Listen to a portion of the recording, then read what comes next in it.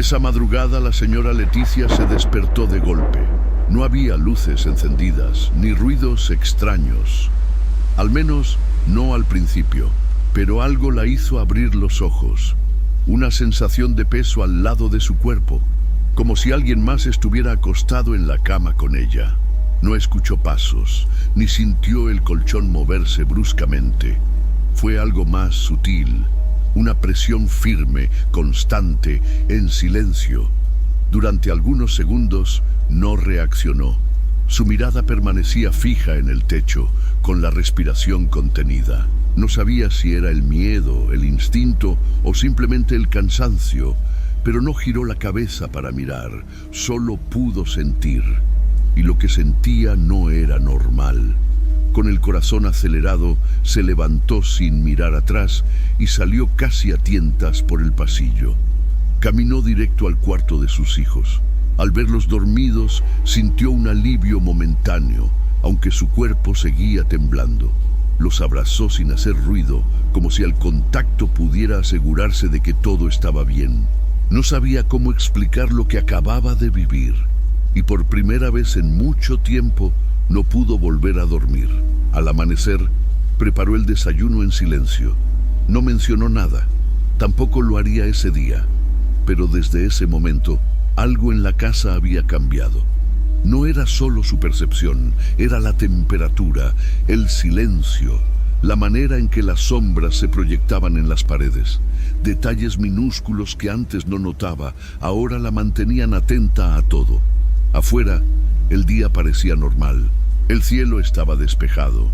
Los vecinos seguían con sus rutinas y sus hijos salieron rumbo a la escuela sin notar nada diferente.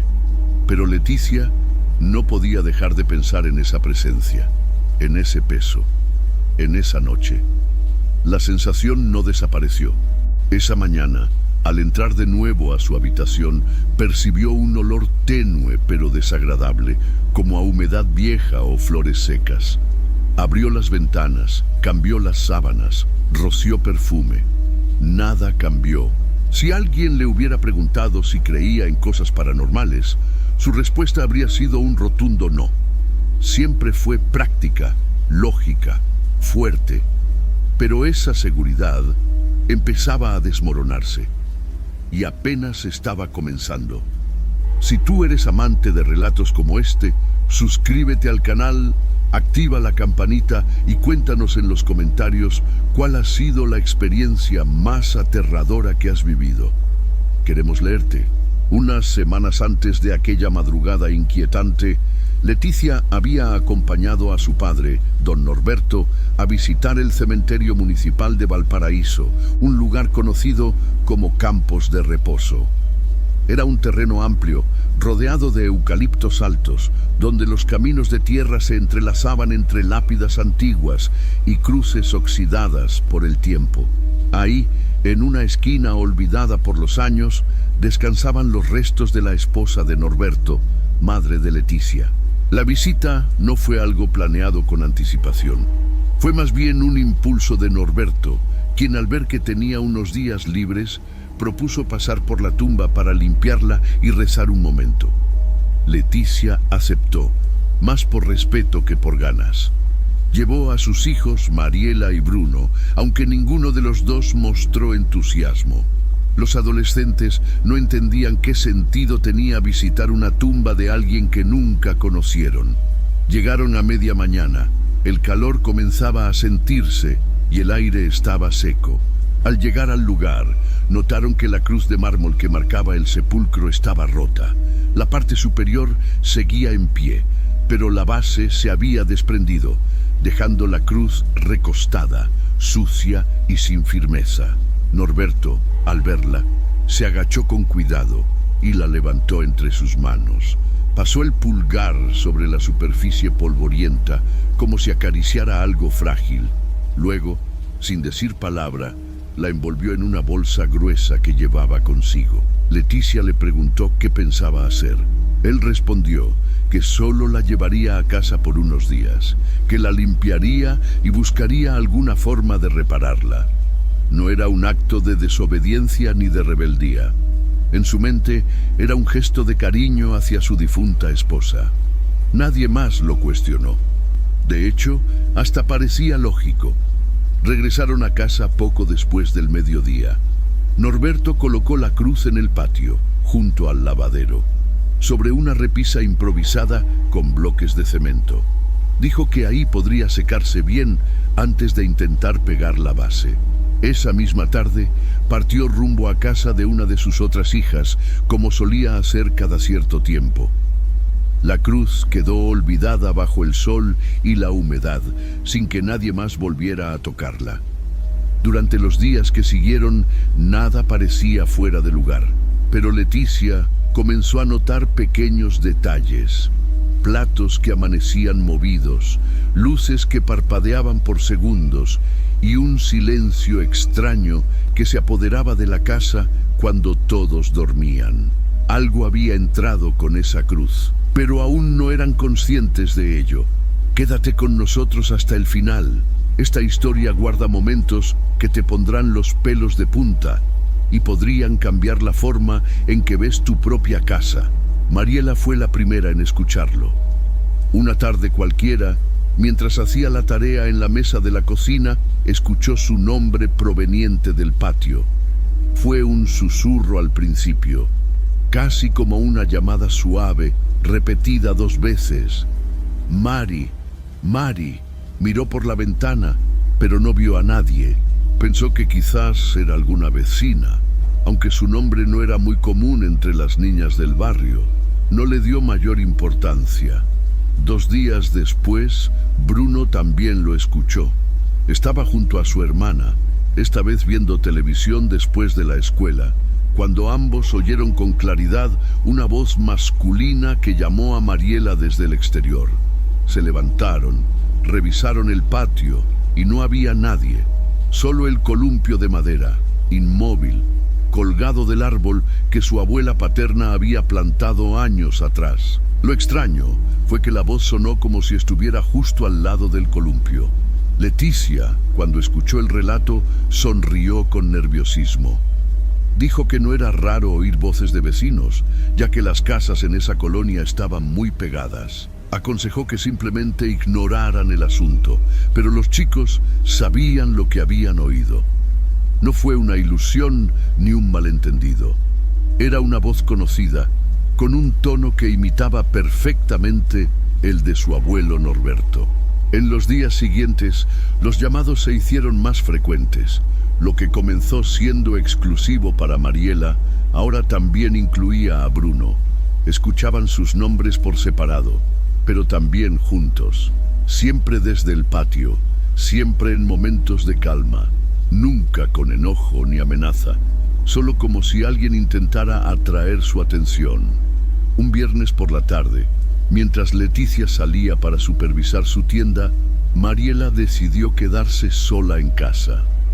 Bruno había salido con un amigo.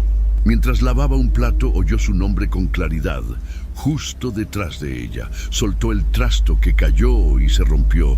Se giró de inmediato, pero no vio nada. Corrió hasta el teléfono y llamó a su madre, sin saber qué decir exactamente.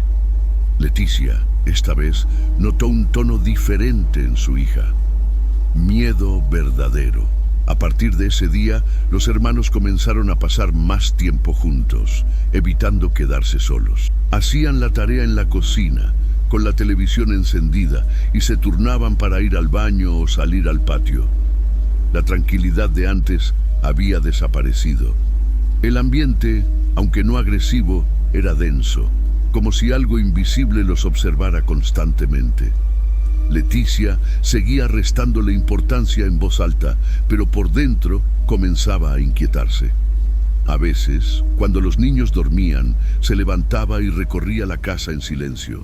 Revisaba las puertas, las ventanas, el patio. Siempre terminaba frente a la cruz, aún sucia, aún sin reparar, aún olvidada sobre los bloques. Y aunque no lo decía, comenzaba a preguntarse si todo aquello estaba realmente desconectado, o si por el contrario, la raíz de ese murmullo constante estaba ahí, justo en su propio hogar, Si alguna vez algo inexplicable ocurrió en tu casa, comparte tu historia en los comentarios.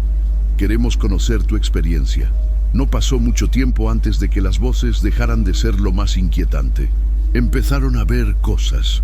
Primero, eran apenas sombras que se deslizaban por el rabillo del ojo. Siluetas pequeñas, rápidas, que desaparecían en cuanto uno giraba la cabeza. Después se volvieron más nítidas. Mariela aseguró haber visto a alguien parado junto a la puerta del baño mientras se lavaba los dientes. Pensó que era su madre. Pero Leticia estaba en el otro extremo de la casa. Bruno, por su parte, notó que el columpio del árbol se movía sin viento. No giraba de lado a lado, ni se sacudía como lo haría por una corriente de aire. Se balanceaba hacia adelante y hacia atrás, despacio, como si alguien invisible lo empujara con suavidad. Observó ese movimiento muchas veces desde la cocina, sin atreverse a salir a comprobarlo. Leticia seguía tratando de encontrar explicaciones lógicas. Las luces podían fallar, los ruidos podían venir de casas vecinas, las sombras eran producto del cansancio. Pero una noche, mientras doblaba ropa en su cuarto, vio a una figura pasar por el pasillo. Era baja, de hombros curvados, y caminaba arrastrando un pie. El movimiento le resultó dolorosamente familiar. Salió del cuarto al instante, pero el pasillo estaba vacío. La puerta del baño cerrada. Respiró hondo y volvió al cuarto sin decir nada. No quería asustar a sus hijos. Sin embargo, ese silencio solo prolongaba lo inevitable. Una noche, mientras cenaban juntos en la cocina, todos vieron una figura parada al final del corredor. No tenía rostro definido ni ropa clara, pero estaba ahí. Bruno fue el primero en notarla. Dejó caer su cuchara y señaló con la mano temblorosa. Mariela soltó un grito ahogado. Leticia se levantó con rapidez, pero cuando encendió la luz del pasillo, no había nadie. El silencio volvió a cubrirlo todo, como si nada hubiese pasado. Esa noche fue la primera en que dejaron todas las luces encendidas. Dormir se volvió difícil. Nadie quería ser el último en cerrar los ojos. Al día siguiente, Leticia se acercó al patio. Se quedó observando la cruz. Seguía en el mismo lugar, ahora con una fina capa de tierra acumulada. Pensó en limpiarla, pero no lo hizo. Pensó en tirarla, pero tampoco. Algo la detenía. Algo en su interior le decía que moverla podría empeorar todo. A partir de entonces, el ambiente de la casa cambió. El aire se sentía más espeso, el silencio más pesado. Los niños hablaban poco. Leticia evitaba las habitaciones donde solían aparecer las figuras, y el columpio seguía moviéndose cada tarde a la misma hora. Suscríbete si aún no lo has hecho, y si te está estremeciendo esta historia tanto como a nosotros, deja un emoji en los comentarios para saber que sigues aquí. Vamos a continuar. Fue una tarde cualquiera cuando todo cambió de dirección. Leticia había salido a conversar con una vecina, llevando consigo a Mariela. Bruno se quedó solo en casa, viendo caricaturas desde la cocina. El calor era moderado. La luz del sol apenas tocaba el piso a través de las cortinas. Todo parecía normal, hasta que lo vio. No escuchó pasos ni puertas. Simplemente, al levantar la vista, lo vio cruzar el corredor que conectaba con el patio. Llevaba un sombrero de ala ancha, el bastón de siempre en la mano derecha, y caminaba con la lentitud típica de su abuelo Norberto. El corazón de Bruno se detuvo por un instante. Se quedó observando en silencio. No había dudas. Era él. Saltó de la silla, corrió por la sala, cruzó la puerta principal y salió a toda prisa en dirección a la calle. A lo lejos, vio a su madre y su hermana, que ya regresaban de la tienda. Levantó las manos para llamarlas, respirando entrecortadamente. Leticia, al verlo tan agitado, se preocupó al instante. Cuando Bruno les contó lo que acababa de ver, la cara de Leticia se tensó. Le pidió que esperara afuera mientras ella revisaba la casa. Entró sola, sin decir palabra. Apenas cruzó el umbral, soltó un grito seco que hizo que las dos corrieran hacia la puerta. Según dijo, había visto a alguien entrar al baño. No escuchó la puerta cerrarse, pero vio con claridad la figura doblar la esquina y desaparecer en el interior. Revisaron el baño entre los tres. Estaba vacío, nadie dentro, ninguna ventana abierta, todo en orden. Leticia ya no pudo negar lo evidente. Esa figura no era parte de su imaginación, no era una coincidencia, no eran nervios. Y Bruno, sin saberlo, había sido testigo de algo que no debería haber visto. Desde ese momento dejaron de usar ciertas habitaciones cuando caía la noche. Dormían juntos en la sala, con la televisión encendida. Las lámparas permanecían prendidas y nadie se atrevía a salir al patio después de las 7. Esa semana, la rutina cambió por completo. Los gritos en el patio comenzaron a intensificarse. Ya no eran solo llamados, a veces eran lamentos, quejidos bajos, como de alguien herido o triste. El columpio se movía incluso cuando no había brisa, y las siluetas ahora se veían de frente. No huían al ser descubiertas, permanecían unos segundos más, como si quisieran asegurarse de que todos las vieran. Leticia, sin saber qué hacer, comenzó a dormir con un rosario bajo la almohada. Evitaba dejar a los niños solos incluso para ir al baño. Y cada mañana, al levantarse, encontraba las sillas movidas, los utensilios desordenados o las puertas del patio apenas entreabiertas, como si alguien hubiera salido durante la noche. Si llegaste hasta aquí, demuestra que eres de los que no se rinden ante el miedo. Comenta "No me muevo" si tú también estás viendo la historia completa con todas las luces prendidas. Los días pasaban lentos y la casa se convertía en un territorio hostil. Cada rincón parecía observar, cada sombra parecía respirar. Leticia ya no se sentía segura ni siquiera durante el día. Por eso, cuando recibió la llamada de Esteban, su esposo, avisando que por fin llegaría de su trabajo en San Luis Río Colorado, sintió un alivio que no recordaba desde hacía semanas. Él venía de visita solo 2 veces al mes y su presencia siempre traía algo de equilibrio. O al menos, eso pensaba. Esa tarde estaban todos en la cocina. Mariela hacía la tarea, Bruno miraba una película y Leticia cortaba verduras para la cena. Afuera, el sol ya comenzaba a ocultarse detrás de los cerros. Fue entonces cuando escucharon el portón abrirse.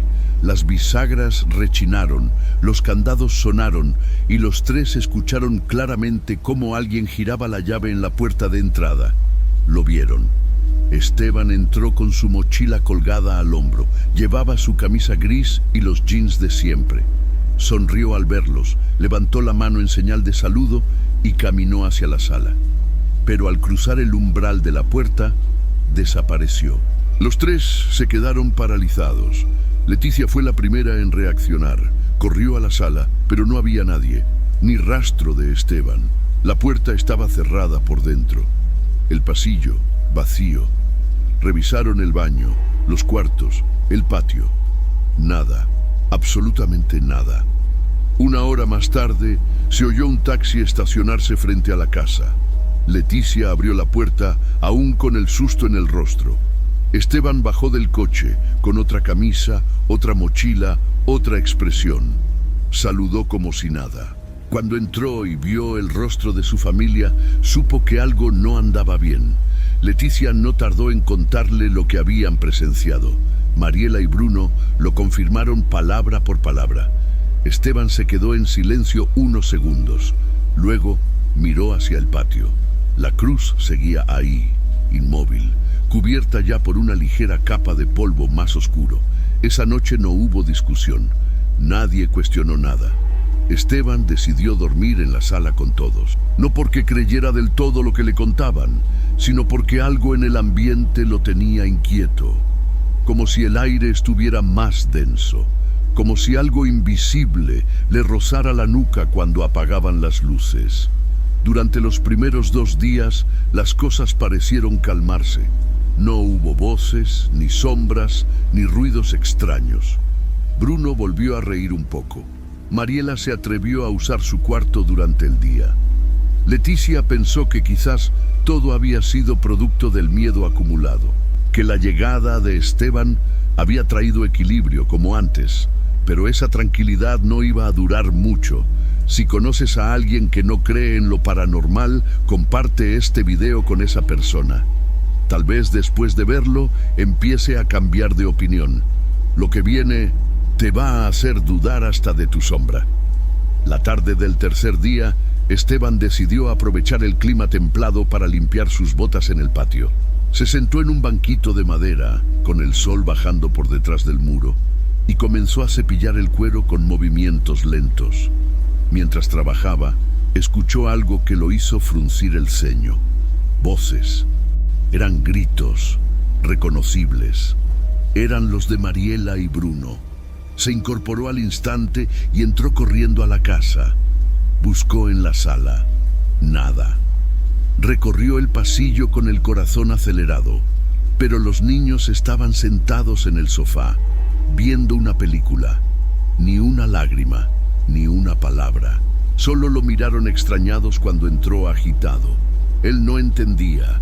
Estaba seguro de lo que había escuchado. Apenas pudo explicarse, una ráfaga de viento cerró la puerta del patio con tal fuerza que retumbó por toda la casa. Leticia se asomó desde la cocina, con la cara pálida. Esteban no dijo nada. Se acercó a la puerta, la abrió y miró al exterior. El columpio se mecía con suavidad. El aire era denso. Había algo extraño ahí afuera, pero no sabía qué. Esa misma noche, Leticia notó que Esteban estaba más callado que de costumbre. Comía sin hablar, evitaba hacer contacto visual y pasaba largos ratos mirando por la ventana.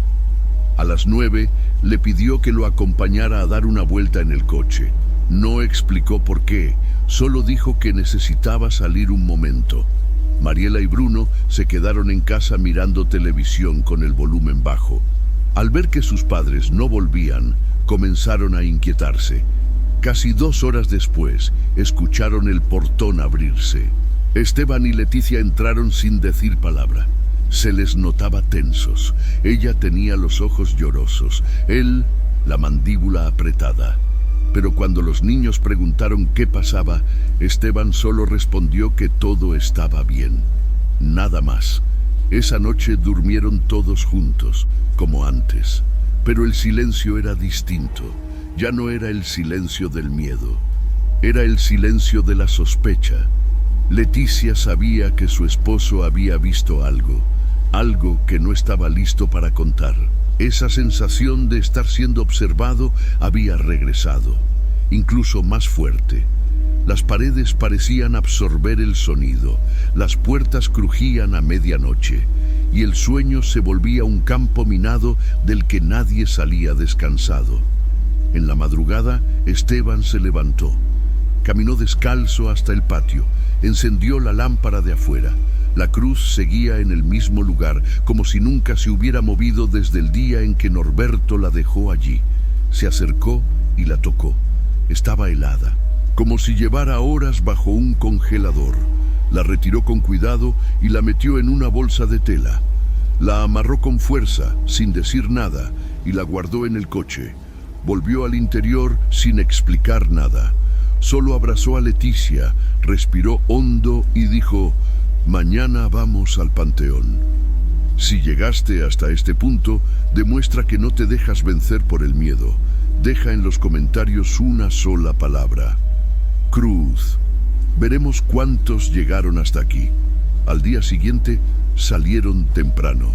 Esteban al volante, Leticia en el asiento del copiloto y en la parte trasera del coche, dentro de una bolsa de tela gruesa, iba la cruz. El camino hacia el cementerio de Campos de Reposo les pareció más largo de lo habitual. Nadie hablaba.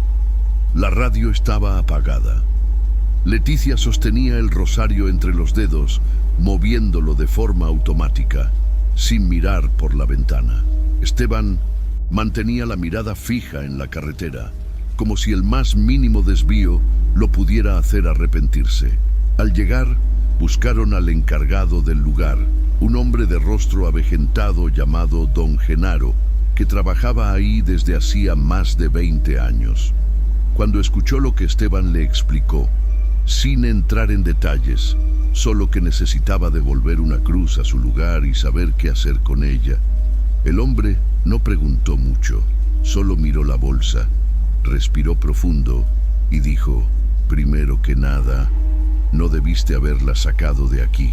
Los condujo hasta el lugar donde estaba la tumba de la madre de Leticia. La lápida seguía intacta, aunque el espacio donde originalmente había estado la cruz estaba vacío.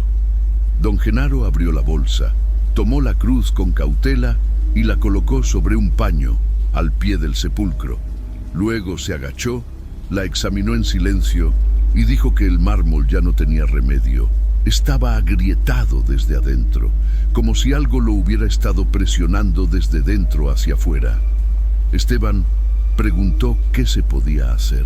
Don Genaro lo miró con seriedad y respondió con voz baja: lo mejor sería romperla, destruirla por completo y rezar. Leticia lo miró de inmediato, como si eso fuera demasiado. Pero Esteban ya lo había decidido. Se alejó unos metros y regresó con un mazo que Genaro le facilitó. Con manos temblorosas colocó la cruz sobre una losa vieja y antes de levantar el brazo murmuró una oración. Nadie entendió las palabras exactas, pero todos sabían lo que pedía: paz. Que todo terminara ahí. Con el primer golpe, una grieta cruzó el mármol, como si estuviera hecho de vidrio. Con el segundo, la cruz se partió en 3. En el tercero, los pedazos quedaron casi reducidos a polvo. En ese instante, un viento helado cruzó el panteón, inesperado, seco, cortante. Leticia sintió un escalofrío que le recorrió la espalda hasta los dedos de los pies. Don Genaro recogió los fragmentos en una bolsa de lona y se ofreció a deshacerse de ellos. No los toquen más, dijo, y nunca, por ninguna razón, lleven nada de aquí a su casa, ni una flor, ni una piedra. En el camino de regreso, Esteban apenas habló. Leticia, en voz baja, agradeció que estuviera con ellos, aunque por dentro sabía que lo peor aún no había pasado. Solo lo habían enfrentado por primera vez. Suscríbete si aún no lo has hecho. Así apoyas este tipo de relatos reales que muchos prefieren callar. Y no te vayas, aún falta lo más perturbador. Los días siguientes fueron silenciosos. Demasiado. No hubo pasos en la madrugada, ni voces en el patio. El columpio permanecía inmóvil, como si nunca se hubiera movido solo. La cruz ya no estaba, pero la sensación en la casa no desapareció del todo. Esteban dormía ligero, siempre alerta, como esperando que algo volviera. Leticia comenzaba a dormir en su cama otra vez, aunque sin quitar la luz del velador. Pasaron semanas, luego meses, y la calma regresó, poco a poco. Bruno retomó sus juegos. Mariela volvía a pasar tiempo en su cuarto.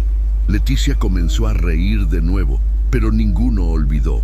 Y aunque ya no hablaban del tema, todos sabían que había sido real, demasiado real. 3 años después, Leticia enfermó. Su salud se deterioró rápido y su muerte fue silenciosa, serena. La enterraron junto a sus padres, en la misma sección del cementerio donde todo había empezado. El día del entierro, Bruno, ya mayor, se acercó a la tumba con Mariela. Esteban los acompañaba, ahora con el cabello más blanco y los hombros algo vencidos. Nadie dijo mucho, solo limpiaron la lápida, dejaron flores y permanecieron unos minutos en silencio. Fue ahí, frente al sepulcro, cuando Esteban decidió contar lo que nunca había dicho. Años atrás, la noche en que escuchó el golpe en la puerta del patio, se había levantado sin hacer ruido. Miró por la ventana del comedor y vio algo que jamás pudo olvidar. Una figura delgada, de espalda encorvada, caminando despacio hacia la parte trasera de la casa. No tenía rostro visible, ni ropa común. iba cubierta con harapos y sus brazos eran largos, desproporcionados. Las manos colgaban hacia abajo, con uñas negras y curvas. No parecía tener rumbo, solo caminaba, como si buscara algo. Esteban, en lugar de salir de inmediato, encendió la luz del patio. En ese momento, la figura se giró lentamente hacia él, pero no avanzó. Solo se quedó ahí, bajo la luz amarilla, temblando suavemente, como si estuviera atrapada entre quedarse o marcharse. Luego, de forma súbita, desapareció. No con violencia. Se desvaneció, como si nunca hubiera estado. Esa fue la noche en que decidió llevar la cruz de vuelta. No lo hizo por miedo.